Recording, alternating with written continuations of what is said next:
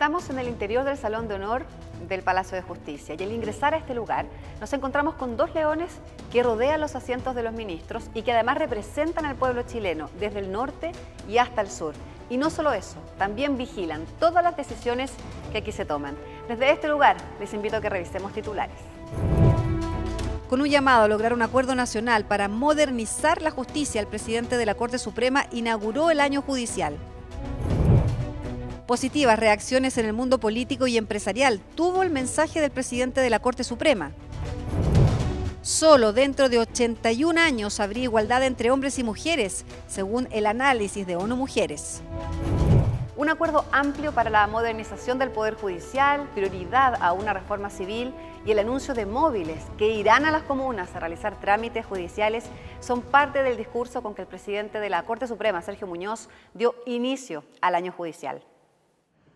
Primer día hábil de marzo de 2015 y el presidente de la Corte Suprema, Sergio Muñoz, rindió cuentas al país sobre lo trabajado el 2014 y delineó este año. Atrás, entonces, quedó el tiempo de un poder judicial silente y lejano, que solo reaccionaba cuando era requerido o interpelado.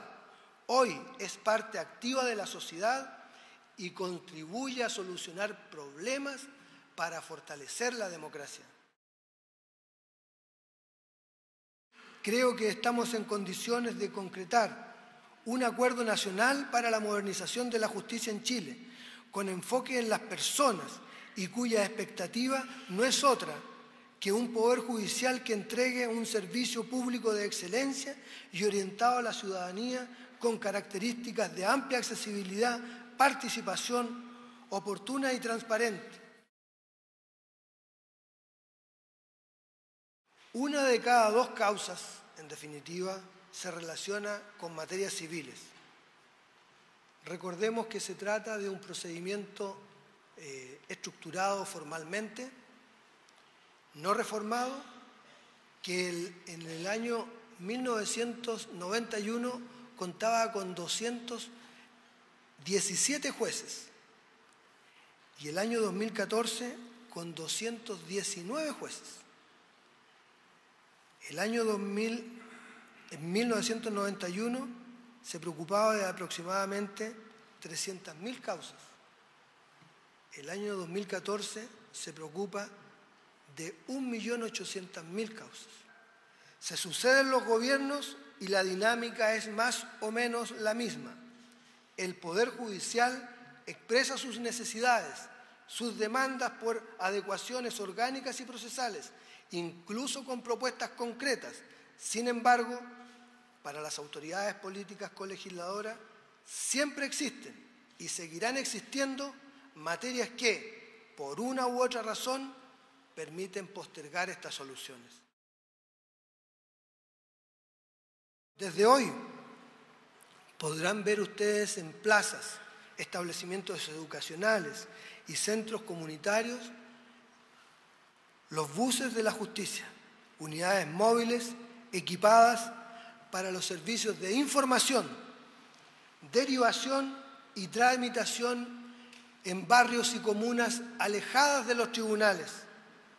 Es el Poder Judicial que sale a la calle, donde están los usuarios que no pueden llegar a los tribunales. Debiera pensarse que los parlamentarios imputados de un cargo criminal asuman la realidad del proceso en igualdad de condiciones, como cualquier ciudadano de la República, sin mayores cargas, pero también sin mayores privilegios. Somos y seguiremos siendo rigurosos en cautelar los derechos de los menores, puesto que son ellos nuestra primera preocupación. Abrigamos la íntima convicción de que en nuestro país, que se precia democrático, no puede existir un solo niño o niña abusado, maltratado, mal medicado, castigado con aislamiento, deficientemente alimentado o abandonado a su propia suerte. El Estado debe hacerse responsable y Chile entero está en deuda con los niños, niñas y adolescentes en condición de vulnerabilidad, que corresponde desarrollar una política de protección respecto de ellos, la que hoy no sentimos esté presente. Durante el año 2014, el número de causas ingresadas a este tribunal fue de 33.000 casos, de los cuales 25.000 fueron recursos de protección y de ellos 23.000 corresponden a casos en que se pretende dejar sin efecto el alza de planes de salud por las ISAPRES. No existe pronunciamiento legislativo y por lo tanto los tribunales resuelven la mayor conflictividad. Lo estamos haciendo, lo seguiremos haciendo y no nos quejamos de ello. La ausencia de conocimientos básicos y el uso inapropiado del lenguaje en general y del jurídico en particular se advierte en algunos profesionales, tanto en sus escritos como en sus alegaciones verbales en estrados. La situación descrita me hace proponer formalmente la posibilidad de instaurar en nuestro país un examen único habilitante para el ejercicio de la profesión de abogados. 1 hora y media de un discurso que hizo un llamado a un acuerdo nacional para la modernización de la justicia y pidió prioridad al legislativo sobre una reforma civil principalmente. El fiscal nacional, Sabas Chaguán, valoró el llamado que hizo el presidente de la Corte Suprema sobre la necesidad de una reforma civil. A continuación, algunas reacciones a los planteamientos del ministro Sergio Muñoz durante el inicio del año judicial. Diversas autoridades asistieron al inicio del año judicial 2015 en la Corte Suprema. El ministro de Justicia, José Antonio Gómez, representó al Ejecutivo, mientras que la presidenta del Senado, Isabel Allende, junto al presidente de la Comisión de Constitución, Legislación y Justicia de la Cámara Baja, el diputado Ricardo Rincón, lo hicieron por el Legislativo. El llamado a un acuerdo nacional por parte del presidente de la Corte Suprema, Sergio Muñoz, para modernizar el Poder Judicial tuvo amplio apoyo. Me parece bien, creo que es un trabajo que se ha desempeñado por años, desde los inicios del proceso democrático, de los 90 a la fecha se han hecho cambios muy relevantes. Y lo que hoy día estamos haciendo es una segunda fase o tercera fase de los cambios que tienen que hacerse en materia de justicia. Estamos de acuerdo, nosotros hemos estado siempre colaborando con el Poder Judicial en la modernización de la justicia. Sobre la necesidad de priorizar la reforma procesal civil, el Ministerio de Justicia comunicó de que espera que este año existan certezas sobre los caminos a seguir en esta materia. Lo que hemos dicho al Poder Judicial y al Parlamento es que es necesario hacer estudios en materia orgánica que no existían y eso ya lo planteamos en la Comisión de Constitución. Una vez que tengamos esos estudios retomaremos el trabajo en materia de reforma procesal civil que esperamos que este año sea el camino de resolución de ese tema. Tenemos claro que la reforma procesal civil es muy importante el acelerarla y desde ese punto de vista estamos totalmente disponibles para ello, teniendo en cuenta que lo que significa, diríamos, toda la presentación del proyecto y la urgencia que ello implique, no hay duda que eso depende del Poder Ejecutivo. Discurso donde el presidente de la Corte Suprema pidió que se estudie el fuero parlamentario para que los políticos indagados por delitos se enfrenten a la justicia como ciudadanos comunes y corrientes. Debería eliminarse el sistema del fuero con el objeto que uno esté en absoluta igualdad de condiciones que un ciudadano normal. Yo estoy de acuerdo con dos condiciones. Una, que efectivamente se amplíe la inviolabilidad parlamentaria, es decir, que los parlamentarios no podamos ser objeto de acciones judiciales por nuestras declaraciones y que esto no solo sea en la sala o en las comisiones, sino que en general de las declaraciones de los parlamentarios.